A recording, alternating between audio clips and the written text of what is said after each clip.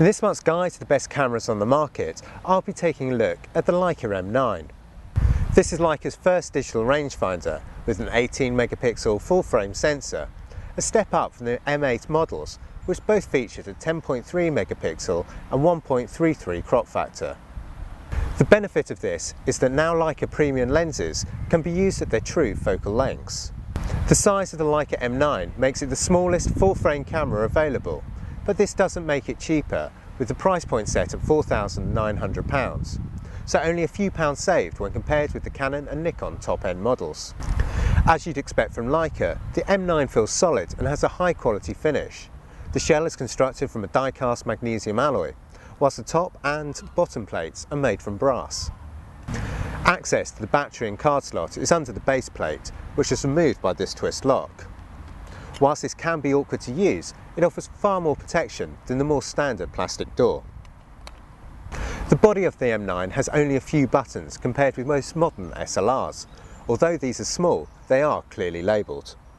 On the left are the play, delete, ISO, info and set buttons, whilst the right of the camera is the menu and control dial. These are quick to use and pretty self-explanatory. To change the sensitivity, the ISO button on the left must be depressed.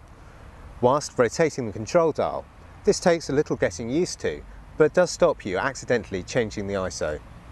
The top of the camera features the shutter release, which is threaded for an optional mechanical shutter release. Around this is the on-off switch, enabling single, continuous and timer shooting modes. To the left is the shutter speed control and the flash hot shoe. Unlike most modern SLRs, the M9 requires you to set the shutter speed on the camera, whilst the aperture is set on the lens. For modern SLR users, this will take a little getting used to, especially as there is no shutter priority mode. Shooting modes are limited to just manual and aperture priority.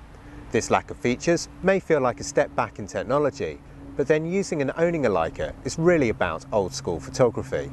Other features that we now take for granted on SLRs are autofocus, live view and movie modes, all of which are missing from the M9. Focusing is manual and works by lining up the focus boxes through the viewfinder. Again, for any seasoned SLR user, this will take getting used to compared with the convenience of modern cameras. On the back of the body, there is a 2.5-inch LCD screen, which has a 230,000 dot resolution. This will seem basic on a cheap compact, but to see it here is somewhat disappointing. The LCD can be difficult to see in bright light, and when zooming into images, it can take a while to fully render detail, but it's still usable the rest of the time. As well as the M9, Leica has released the M9P. The two models are essentially the same, with a few cosmetic changes to the exterior on the P model, and a near unbreakable scratch-resistant sapphire crystal cover over the LCD.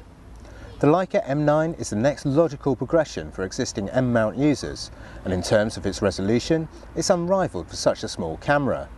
The full-frame sensor, resolution and Leica label do make it tempting, but you have to be a real Leica enthusiast to make the jump from an SLR to a rangefinder. But then this isn't a camera necessarily designed to compete with others, rather an update to a long-revered series of beautifully crafted cameras where image quality is very much a priority. For Matt Goloczynski's full review, see this month's issue.